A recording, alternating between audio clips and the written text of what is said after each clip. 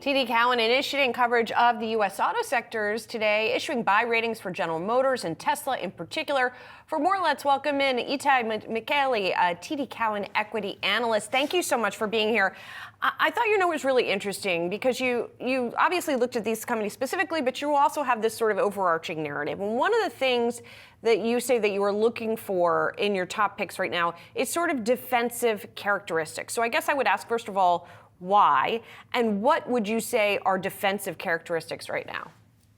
Absolutely. Thanks for having me on. So, defensive franchises to us in auto are the rare few markets where many of the headwinds that we read about and look at in the automotive industry really don't apply to as meaningfully or even at all. One of the strongest end markets we think globally in automotive is the North America pickup truck market. We think it's a majority of GM's earnings and Ford's as well. And so these are markets that where, if you look at the multiples on these stocks that have been pricing in peak auto and peak margins for quite some time, these are markets that can still grow, they can flourish, and they also provide a base for these companies to then be able to invest in future growth in EV, AV, and software, while having these strong core franchises there in place. So it still is, just given all the complexity in global auto, new competition, many headwinds, we look for those few rare markets where we can still see healthy growth, healthy margins, and ultimately drive multiple expansion on earnings beats.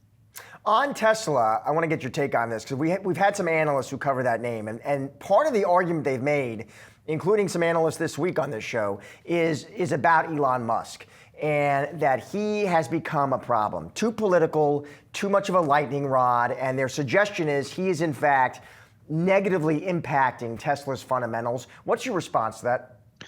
Look, there's always going to be a list of bull and bear cases and upside and concerns with this stock. It's always going to be very highly debated. And there are some legitimate brand concerns right now, sales, market share pressure, competition. But ultimately, we always like to look at these stories from what's happening on the product side. And Tesla, is about to launch significant new product. They're already launching the refreshed Model Y as we speak. And so typically when you have sentiment as poor as it is now, the stock down about 50% from the highs.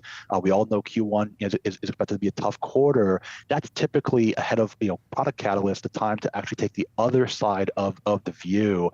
There's still a lot of expansion in EV demand around the country and globally. We even think that Tesla has an opportunity to regain some share in some of the top EV counties where the company has lost some market share.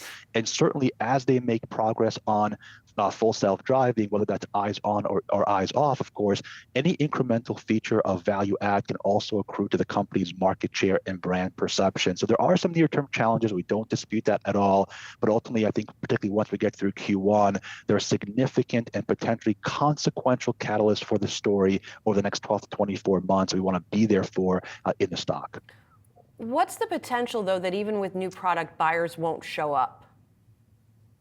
Look, there's always a risk, right? Obviously, you want to make sure the products are attractive, well-priced, well-designed. You want to look at the design language of those Well, but vehicles. Does some of it have nothing to do with the actual product, I guess is what I'm asking. If there is this sentiment issue that clearly is an issue with the existing product that's out there, I guess how much do you think that will be a problem even for the new product that has nothing to do with the product itself, no matter how good it is?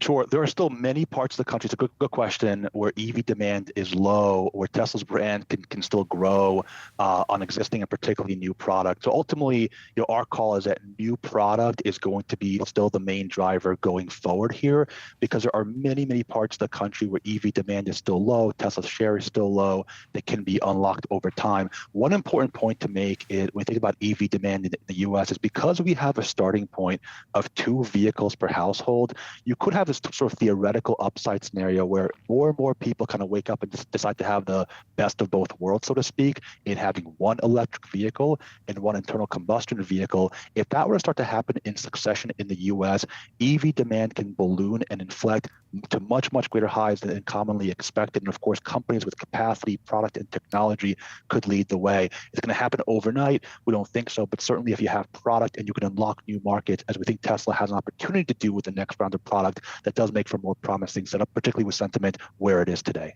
Itay, thank you so much for your time and those picks. I appreciate it.